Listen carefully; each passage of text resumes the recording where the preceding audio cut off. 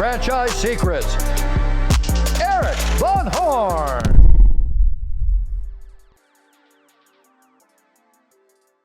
If you're not a part of the Franchise Secrets Facebook group, what are you waiting for?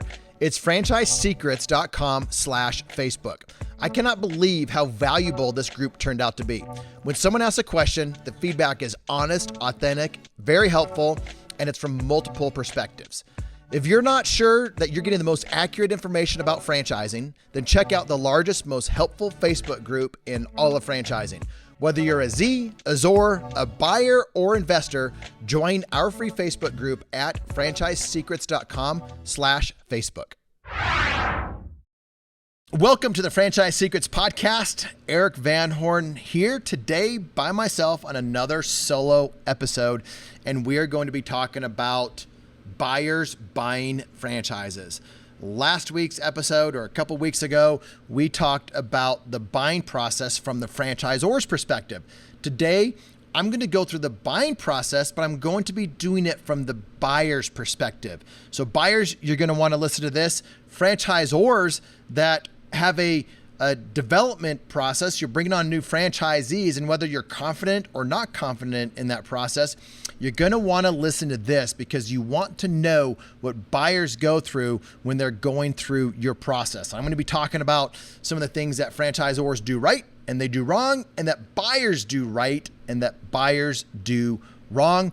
And I've worked with tens of thousands of buyers or supposedly buyers over the years, and I've been a buyer. So let's jump into it. Before I jump into the process, I want to talk about the franchise development team, because as a buyer, you're going to be working with different types of people and you're going to have different types of experiences with them. So I want to dive into that first. And it's going to tell you if the franchisor is selling, then there's nothing wrong with that. I know franchise founders that are selling, that are going through the franchise, taking people through the franchise buying process, and they have full-on CEO founder duties, but they love working with new franchisees. And they might have somebody else doing it or a team doing it, but they're very active in it themselves, and I can see why they would want to do that. So don't read into that, whether it's good or bad. It's just is what it is. But when you do have the founder selling, you get access to them, and you get access to really understanding who they are, what drives them, things like that. So if a franchisor is selling, most likely it's an emerging brand and they don't have a lot of franchisees yet, or they just absolutely love the franchise development process. If they're a new franchisor, then just really know that they probably really are wanting you as a franchisee. Like, they really want you as a franchisee because they need franchisees. That's not necessarily a bad thing. I mean, that's how franchisors grow. So if you really like that brand, you're probably going to be able to do some really good negotiating and get a bigger territory or something a little bit more because you're dealing with the founder. And I'll say this, founders typically are more generous than franchise development reps or than a franchise sales organization. Because you, as a founder of your local business, you put yourself as a franchisee. Whenever I was a franchisee and I had customers come in, I was always giving them discounts because it's easy to do. And my employees, the team members, would say, Eric, get out of here, go do something else. Just don't be in the business because you're giving too many discounts away. So if you're dealing with a founder, you might get more than you would out of the deal than if you're dealing with somebody else. All right, that's the founder. Then you have franchise development reps. If they're new, you might be getting accurate information. Your information that it might not be very accurate because they're just new to it. So just ask them, how long have you been selling franchises? Did you sell for anybody else? And if you're dealing with an experienced franchise development rep, they're probably going to be more systematic on the approach that they take you through. And just know that they're probably not going to let you run development and run the way that it's supposed to go. They're going to tell you. You're going to say, I want to see the numbers. I want to talk to franchisees. I want to do this. And if they're experienced, they're going to say, heck no, snap back in line. We've got a process. You need to follow a process, because if you don't follow a process, you're going to be the worst franchisee in the world. And we don't want the worst franchisees in the world. Now, I'm being overly dramatic, but an experienced development rep keeps people in line because they got a process to follow. An inexperienced, a new one, it's going to let you run all over them. So if you want to talk to franchisees on your first call and you push it, they're probably going to let you do that. Now, it may or may not be the best thing. Sometimes that's not the best thing. You need to get information at a time when the franchisor should be giving it to you. Because think about it this way. If you're talking to franchisees too early, you're going to be asking them stupid questions. And then when you have better questions, because you understand the model more and you can ask them better questions, they're really not going to want to talk to you because you've already asked them a bunch of stupid questions. So anyway, I'm being pretty harsh on that, but I've seen it time and time again. So my advice is just to follow their process, whether they're new or they're experienced, just follow their process. And sometimes you have a fractional franchise development rep or part-time. And those are great because they're probably really experienced at what they do. They've done it for a number of different brands. I'll tell you this, it's hard to have a number of different brands going on in your head to keep track of different sales processes different ways. But if they're experienced, then you've got somebody that knows franchising. And if they know franchising, then just ask them franchising questions in addition to brand questions, because you can learn a lot from an experienced franchise development person based on their experience in franchising. All right, next up, franchise sales organizations. Now, this may be an emerging brand that has an FSO, or it may be an established brand as an FSO. An FSO is a franchise sales organization. If you want more information on franchise sales organizations, I did a podcast not too long ago with my friend Ryan Zink. He's the founder of Franchise Fastlane, which is one of the premier franchise sales organizations out there.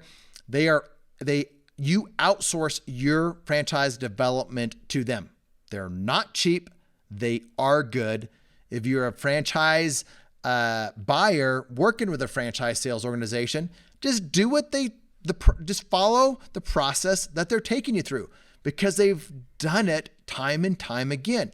So you just behave differently, or you can behave differently. A franchise sales organization is going to tell you the whole process from the first call, because that's what the best franchise development processes do. They tell you everything from that first call. They outline everything. A 6 to 8 week sales process. These are the 4 to 6 things that you should have to qualify for the brand, whether it's net worth, whether it's liquid capital, timing, time involved in the business, so many different things, but they're going to be very crystal clear. So with a franchise sales organization, you better believe that you're going to know if that's a brand you want to continue to look at after the first call or two. And then after that third call, you're going to know if you want to go to Discover Day or not, because they're very, very good at taking you through a process. Now, they're also good at selling. So here's something else. Let's just get straight into, I talked about stacking the deck for the franchisors before. Let's talk about stacking the deck. As a buyer, what should you do to stack the deck?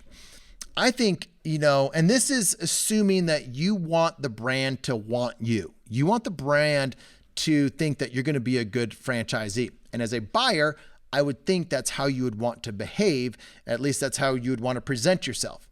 So you know that a franchisor has a system that they follow and they want you to follow going through the sales process, definitely being a franchisee.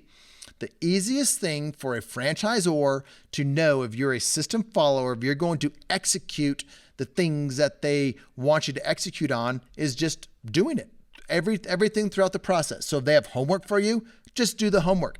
If they have things for you to understand or do throughout the process, just do it. If they say you're getting ahead of yourself, then just say, okay, how do I not get ahead of myself? What should I do? How should I be thinking? So you just become a system and process follower, at the same time knowing, is that a process or a system that you want to follow with that particular brand? So that's one way to stack the deck, is just conform to their process. Because if you don't conform, they're going to be thinking this person is going to be a pain in my butt as they become a franchisee. And then just go into things asking questions. ask really good questions. Don't be afraid of asking bad questions, because just ask questions that are really on your mind. If you have questions, and they know that you're engaged. So whether it's questions about the franchisor, the process, the system, their franchisees, how they do things, why they do the things that they do, if you go into it asking a lot of questions, you're stacking the deck in your favor. Don't be argumentative on stuff. I get people that are just so argumentative versus understanding. So if you go into things seeking to understand versus be understood, you're stacking the deck in your favor. Think about it this way. Would you want to be your partner? Would you want to be a partner with yourself? If you wouldn't even want to be your own partner, then why would they want to be a partner with you? And they should be acting the same way. They should be helping you out. So ask for help. If you need to understand different things, then ask them for help with that stuff, because they should want to be helpful. So those are a couple things that you should do to stack the deck in your favor as you, as a buyer, go through the franchise development process. All right. And by the way, I have a free 100 validation questions to ask. Go to franchisesecrets.com/validation. Check that out. There's 100 questions and it's all free. So the questions that you can ask the franchisees as you talk to them. All right. Here's a franchise development process. The franchisor has this process. Call setter sets up that intro call. You have an intro call. You have an ops and marketing call or a unit economics call. You have team validation. You have franchisee validation. You're confirming for a discovery day. You're preparing for that discovery day, confirmation day. You're attending that confirmation day, and you are closing or you are saying no. And that's the goal. The goal is when you have that first call with the franchisor is 6 to 8 weeks later, you are saying yes or you are saying no. Now, let me do you a favor and the franchisors out there are going to love this. If you're not ready to buy in 6 to 8 weeks, then just wait. Just do a bunch of online research, read books, listen to this podcast. Don't start talking to franchisors. They have a process. Their process isn't, let me educate you for 2 years. Maybe your territory will sell or it won't sell in that 2 years, but we'll spend a whole lot of time together and you're just going to kick tires even though you think you won't. If you're ready to buy in the next 6 to 8 weeks, then engage with the franchisor and start conversations with them. If you're not ready to buy, then just continue to research, because they have a process that they take you through. And at the end of that process is a time to say yes or no. And if you think you're ready to buy and you get to the end of that process and you just say no, not for any good, really good reasons. You'll give yourself all kinds of good reasons, but if it's not a really good reason, here's probably what's happening. You are probably not meant to be an entrepreneur, and that's okay. And you are not a decision maker, and that's okay. You probably should continue to work for somebody else until you get to that point, because it's scary having a business. It's scary not being able to meet payroll or getting close to payroll or dipping into savings or taking more money out of your 401k, because there are unexpected expenses. So if all those things are on your mind at the very end, you're just not ready to be an entrepreneur, and that's okay. It doesn't mean you're never going to be an entrepreneur. You're just not ready right now. So, but just be truthful and honest with yourself that you're not ready to make a decision. Because I'll tell you this, the decision to buy a franchise is easier than a lot of the decisions that you're going to have to make as a franchisee, as an entrepreneur. They don't get easier. It's, who do I hire? Where do I sign a lease? Do I buy this? Do I expand here? What do I buy more of? What do I buy less of? How do I spend money on marketing? I can't spend money on marketing. I don't have enough income coming in. Oh, I need to spend more money on marketing to have more revenue coming in. I'm telling you, 6 to 8 week process. Make a decision, yes or no. If you can make a decision, then you're in a really good spot, even if that decision is no. So let's get back to it. I got off on a little tangent, but hopefully that helps some of you. When you first inquire with a franchise, hopefully you get a call setter, because that means the franchise is busy. You get a call setter. You want to ask them a bunch of questions. Don't ask them a bunch of questions. They just want to ask you a handful of questions and make sure you're qualified. Be honest with them. And then let them set up a call. If it's the same day, if it's a week later or 2 weeks later, just say okay, and that's the start of the process. There's so many times that we just want to ask people that don't have information. We want to ask them all the questions. So be honest with them. If they ask you, where do you live? Where do you want to open? Yeah, guys, I live in Spearfish, South Dakota, town of 10,000 people. If I told 90% of the franchisors that's where I live, that's where I wanted to open, they would say, that's great, but we're not going to put a franchise there because you need 100,000 people to be able to do this. Just be honest with them, because you're not doing yourself any favors by just investigating something that you're never going to be able to open. So you had a call setter. They set up that first call. Now you have an introductory call. Hopefully that franchisor sent you some information, a PDF, video, a Q&A type PDF that answers a lot of the most common questions.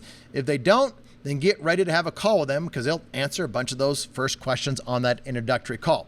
What I like better is them getting to know you, you getting to know them, doing more rapport building than anything else. So that's really the introductory call. I'd like to have more rapport building, getting to know them, because you're getting ready to have a long-term relationship with a franchisor or a long-term partnership. So just get to know them, the salesperson, the development person, and get to know what they know about the brand itself. So, and then you get some initial questions. Guys, this introductory call, this is not getting into the weeds. This is feeling each other out. This is giving you a high-level overview. This is the sizzle of things that they have going on. This is highlights of different stuff. This covering the process, and you do want them to cover the process. If they don't cover the process, ask them the process. Ask them, how long is this process? When does this process end? And if they don't know that stuff, say, hey, go listen to the Franchise Secrets podcast, because you should know this stuff. Seriously, they should know this stuff. And if they don't, what else don't they know? Really, what else don't they know that they're not doing very well? I'm not saying they're not doing it very well, but you need to have that question mark in your head so you can validate what they are really good at and what they are not good at. They might just be bad at selling franchises, and there's some franchisors that are just really bad at selling franchises, but they're really good at supporting franchises. So, and that's a good thing. So anyway, you go on to the next call. You're learning about operations. You're learning about marketing. You're learning about the financial model. Let's talk about ops and marketing. If they push you to a webinar, it's a recorded webinar or a live webinar, that's fantastic. They're being efficient with their time. There's nothing wrong with recorded information that you're getting. Why do you want somebody to tell you about operations and do it to 10 other people that same day? It's just information. Now you get to go digest that information at your leisure. You can listen to that call. They'll get a recording of that call, and then you can learn about it and have some time for some Q&A. So same with marketing. So do you want the outcome of these calls to give you a broad overview of ops and marketing? That's the goal. Not every little detail. You want a good broad overview. Next, or maybe this is beforehand, the unit economics, and that's what a lot of brands call it. This is where you get into the FDD, the item 7 and item 19. What that means is item 7, how much is this thing going to cost me? And it kind of gives you a breakdown of that. Item 19, franchisors may or may not put information in there, but it gives you a sense of some of the financial numbers that they've disclosed in there to help you put together your own pro forma. We always want more. Like whenever I'm looking at an item 19, I want full P&Ls from every franchisee in the entire system. And that doesn't happen most of the time. There are some franchisors that do that, most don't. And here's just some things to think about. They have to be able to get accurate information. If franchisees, if there's not a point of sale system, they might not know gross revenue. If there are not mechanisms to capture certain data, they're not able to give it, and that's okay. Or they just might not be ready to give it for various different reasons. Sometimes franchisees aren't making any money. That's a reason there's no item 19. Other times, they just have not really taken the time to be able to put really good information in there, or they think it's going to open themselves up to liability and they don't want that. There's so many different reasons why. Some of them are good, some of them aren't good, but don't let that stop you from diving into a franchisor if they don't have an item 19 or information disclosed in that item 19. But I'll say this, anytime a franchisor does put information in there, it's a really good thing.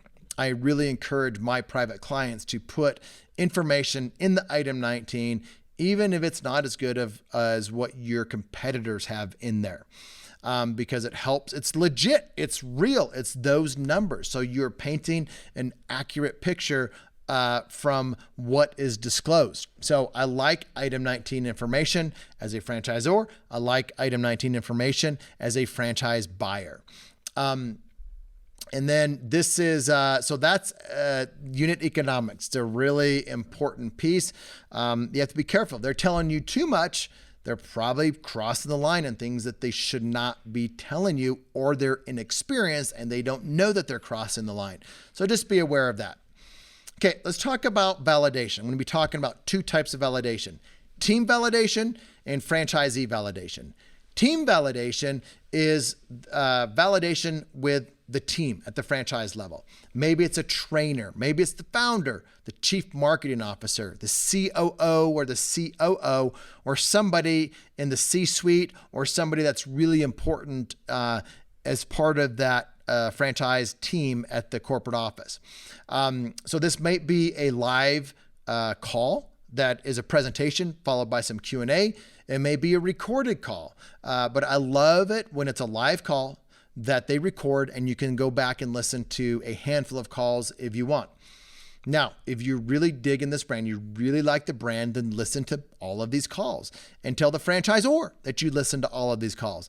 Because if you're listening to a bunch of these calls and you're asking them questions about them, and you're telling them information about these calls, then they know that you are really engaged. And if they're being coached by me, I'm following buyer behavior, and you're showing buyer behavior versus just telling them that you really like it and you want to buy.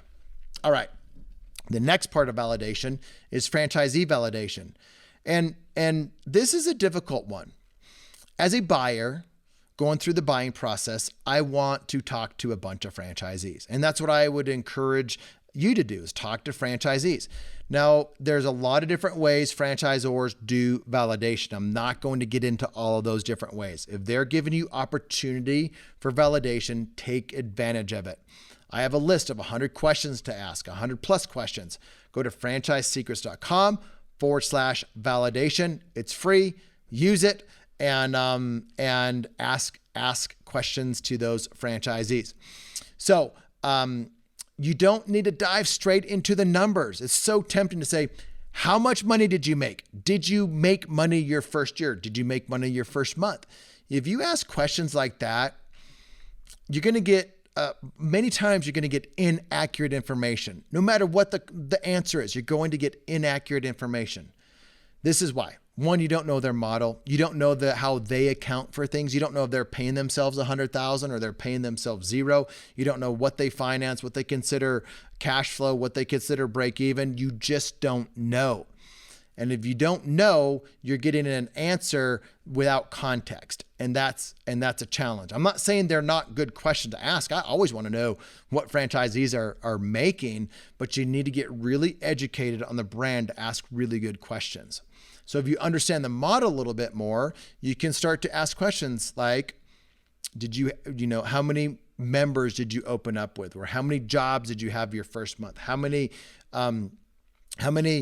was your average ticket your first month? If it's a ticket, meaning what was your average customer worth that first month? If it's a service-based business, if it is a reoccurring membership, how many members did you have that first month? What about your second month and third month? What was the biggest challenge? What kind of attrition did you have? Because you had an amazing first month. Listen to this. If you talk to a franchisee and you ask them how happy let's use frozen yogurt as an example, because they're not really around very much anymore. And this is what used to happen. And this can happen with any industry. You ask them, how much money did you make your first month? And they say, I made $10,000 my first month. This is amazing. I can't believe I made $10,000 my first month. And then you're like, man, if they made $10,000 their first month, and I talked to 10 of these people that made $10,000 their first month, this thing's amazing. Can you imagine how much they made their sixth month or their second year? Then if you don't have context for all of this stuff, you will start to be over generous in your own estimations. What you didn't realize about frozen yogurt is so many people came in that first month and then it starts to trail off from there. Or they had another frozen yogurt place that was a competitor that had a new thing or a new flavor or color or new way to put more sugar on top of that thing that made more customers come into that one. So they actually did worse their second year than their first year. And I know brands and industries like that. They actually did worse their second year than they did their first year. On the membership-based type stuff, it's great if you had 300 members your first month. I'm more interested in what you had your second month or your third month or your sixth month. Another question to ask is what's the contract size? If it's a 6-month contract, well, how many customers did you have your 7th month in business? And what was the attrition from the first month customers that are no longer with you? Those are important things versus did you break even? Did you make more money than you thought you were going to make? So just think about that while making money. And those are really important. There are other things that will give you better insight into the health of a business besides how much money did you make? And the more that you get to know some of these franchisees, the more willing they are to share their real numbers. All right, moving along quickly. Discovery Day, Confirmation Day, Meet the Team Day, many different ways to say it. Guys, I tell you what, you should not be discovering anything there. If you're going there to discover a bunch of new information, the franchisor didn't do a very good job getting you the information that they should have before you attended. Now, are you going to see things differently? Are you going to understand things in a different way? Are you going to see something that gives you better context? Absolutely. But you shouldn't go there expecting to see something that you already don't know. You should be confirming things that you thought to be true to make sure that they're true. Or if they're not true and they're deal breakers, then they're deal breakers, and that's okay. So that's how you go into Discovery Day. Here's a bit of advice. Go into Discovery Day ready to learn, ready to engage, ready to be friendly, ready to buy if everything's good. What I don't like as a buyer or as a franchisor, people coming in thinking the franchisor is just going to try to sell you and it's a big gotcha type thing. That makes it no fun for the franchisor. And they're like, why is this person just acting so negative about everything? Why are they trying to catch me in gotcha questions versus just really good, thoughtful questions with the desire to understand? That's what you want to do. Don't be the person that goes in there arms folded thinking they're not going to sell me anything. Don't do that, because if I'm the franchisor, I don't want you as a franchisee, because you're going to probably be that way the whole time. And if that's you and how you are the whole time, then be you. Because you probably won't get approved, and you probably shouldn't be approved because you're probably going to be a bad franchisee. This is what I would tell people that I would work with. Be yourself. Like, absolutely be yourself, because that's who you're going to be a year later, 5 years later. You're going to be yourself. So don't fake somebody that you're not. Go in there being yourself, and go in there to have with a desire to genuinely get to know people. Engage with the staff. Don't just talk to the founder. Don't just talk to the CEO. Engage with the staff, because I know franchisors that will go to people like the secretary or somebody there that may not have the most important title, but they'll say, how did they treat you? Did anybody treat you differently? This has happened. And there are people that will treat the CEO different than an employee that's an hourly employee, seasonal employee there. Just go there, engage with people, get to know them, and be nice to the employees, because here's the deal. At the end of the day, the CEO is not going to be the person that's going to be helping you. It's going to be the person that's going to be talking to you on the phone, that is boots on the ground, hourly or lower salary employee that's helping you get your business going. So you want to get to know them. A lot of different things in a discovery day preparation that they should be doing. I've got a full list of those things, but it's for another day. You're at discovery day. You are engaged with people. You are enjoying it. You think you want to do this. You're not 100% sure. I'll tell you what, you're not going to be 100% sure about anything. If I was 100% sure about any business that I bought, any investment that I did, I wouldn't have done anything. So just know that. You're not going to be 100% sure, but are you almost there? If you're almost there, then it's a yes. Give yourself permission to say yes. So, because they're going to tell you they want you or they don't want you, because it's a long-term relationship. So they might do that at Discovery Day. They might do it a few days after Discovery Day, but just do what you think you're supposed to do. Don't try to just delay things, because that's what people like to do. And if you're just ready to delay things and not give a verbal yes, then just say no. And don't be a tire kicker. Don't be the guy or the girl, the lady that can't say yes. Nobody should be in that position, and just prepare yourself for that. And I tell you what, most buyers that go through this process, they can't say no. They don't want to say no, so they'll just drag things along. So just give them a yes or a no and continue to move on. If it's a yes, then be ready to fund and sign agreements within a week. Now, it may or may not happen within a week, but that's what I would do. I'd be prepared to do that. So prepare to go into Discovery Day with a yes. If it is a yes, then be prepared to fund and sign agreements within a week. Now, if that means you get in a franchise attorney to review those documents beforehand, get that attorney to review documents within plenty of time beforehand, and let the franchisor know about that. Don't do like a gotcha thing, like, oh, now I've got an attorney and they need to review these different things. Do that beforehand, and please, please, please use a franchise attorney, not Joe, your local attorney that helped you close a real estate deal, or your nephew or brother-in-law or somebody like that. Make sure it's somebody that knows franchising.